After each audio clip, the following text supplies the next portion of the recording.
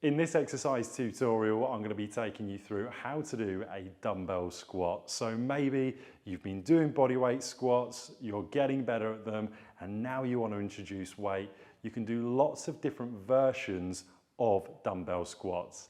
In this exercise tutorial, we're going to be going through how to do a dumbbell squat whilst keeping a dumbbell on each hand to the side of our body.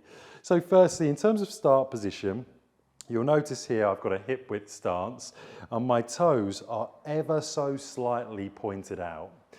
When I'm in that position, I'm going to make sure my shoulders are back, so I'm bringing my shoulders back, and I want to make sure that my arms are nice and rigid.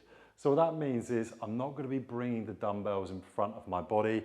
I'm going to keep them to the sides, and as I come down, I'm coming back with my hips first. I want to make sure my knees are in line with my toes, and I come straight back up. What's really tempting for a lot of people is as they come down, they start to bring the dumbbells forwards, or alternatively, as they come down, the knees come too far forwards too quickly. So you can use a mirror for this, but keep the shoulders back, big deep breath, start to sit back, keeping the dumbbells back, and push through your heels as you come back up. Now you're going to be keeping the chest up, going to be looking forwards,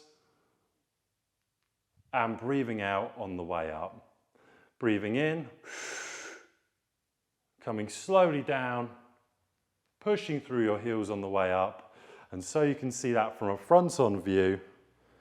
Feet hip width apart, toes pointed slightly out, shoulders back, and I'm bringing those knees in line with the toes, specifically the big toe. I want to make sure I'm not coming too far in or too far out, raising the arch and back up.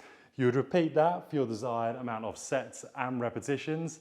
That is how to do a dumbbell squat with the dumbbells to the sides of your body.